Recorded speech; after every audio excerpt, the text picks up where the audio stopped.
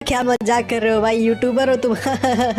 YouTuber के level 80-90 होते हैं, अपना लेवल देखो 70 लेवल भी नहीं है तुम्हारा तो। फिर मैं सोचता हूँ कि इसने बात तो बिल्कुल सही कही है, क्योंकि मेरे भी जो यूट्यूबर दोस्त है उनका लेवल किसी का 89 है, किसी का 86 है, किसी का 77 है और किसी का 72 है, और मेरा यहाँ पे अभी तक 70 लेवल भी नहीं है। तो इसीलिए मैंने डिसाइड करा कि अब मैं 24 घंटे के अंदर ही अपना लेवल 100 कर लूंगा। अब मुझे पता है आप में से काफी सारों को लग रहा होगा कि 100 लेवल 24 घंटे में करना पॉसिबल ही नहीं है, लेकिन मैं आपको बता दूं कि एक ऐसी कंडीशन है जिसमें आपका 100 लेवल 24 घंटे में हो सकता है। लेकिन वो बताने से पहले मैं आपको बताना चाहता हूं कि मैंने कैसे 24 घंटे के अंदर अपना लेवल 100 करा। तो सबसे पहले मैंने बेसिक चीजें करी। मैंने 100% वाला एक्सपी कार्ड खरीदा जो कि सिर्फ बूया पास में मिलता है। और आप जो ये एक्सपी कार्ड्स देख रहे हो, तो हर 100 एक्सपी कार्ड पे हमें एक एक्सपी मिलती है जिससे हमारा लेवल बढ़ता है। बाकी मेरी अभी एक्सपी है 27200047। तो अभी टाइम हो रहा है 30 जुलाई 4:40 PM ऑलमोस्ट। तो सबसे पहले मैंने ये चेक किया कि किस मोड में, लोन वुल्फ, CS, BR, किस में मुझे सबसे ज्यादा एक्सपी मिलेगा और किस में जल्दी मेरा लेवल अप होगा। इसलिए मैं 2-2 घंटे के लिए हर मोड खेलूंगा और फिर देखूंगा कि 2 घंटे बाद एक मोड में मुझे कितनी एक्सपी मिलती है। तो अभी ऑलमोस्ट 4:40 PM हो रही है, तो अब मैं नॉन स्टॉप 2 घंटे लोन वुल्फ खेलूंगा और फिर देखते हैं मुझे कितनी एक्सपी मिलती है। तो लोन वुल्फ का मैच बूया करने पे हमें कितना एक्सपी मिलता है। तो ये लोन वुल्फ का मेरा लास्ट राउंड था, तो मैंने शुरू में एनिमी को पहले डैमेज कर दिया और फिर उस पर रश करके उसे बड़े आराम से हेडशॉट के साथ खत्म करके बूया कर लिया। और अब देखते हैं मुझे कितना एक्सपी मिलेगा। तो मुझे 179 एक्सपी मिला है। तो अब देखते हैं 2 घंटे में मुझे टोटल कितनी एक्सपी मिलेगी लोन वुल्फ के अंदर। बाकी नेक्स्ट राउंड में एक ऐसा एनिमी आया जो कि नेक्स्ट लेवल की ट्रिक यूज करके मुझे मार रहा था। राउंड शुरू होने के बाद जैसे मैं एनिमी पे रश करता हूँ, वो एकदम से स्पाइडी का यूज करके मुझे फंसा देता है और फिर फीस्ट से ही मुझे खत्म कर देता है। अब यहाँ पे कोशिश तो मैंने भी की थी कि फीस्ट से इस एनिमी को मार दूं, लेकिन एनिमी ने कला कैरेक्टर लगा रखा था, तो इसलिए उसने मुझे पहले मार दिया। और फिर सेकंड राउंड शुरू होने के बाद मैं सोचता हूँ कि इस बार मैं इसकी ट्रिक में नहीं फंसूंगा, लेकिन इस एनिमी का खेलने का स्टाइल ही ऐसा है। जैसे मैं एनिमी के थोड़ा पास आया, उसने फ्लैश से मुझे थोड़ा डैमेज किया, तो मैं हील करने लगा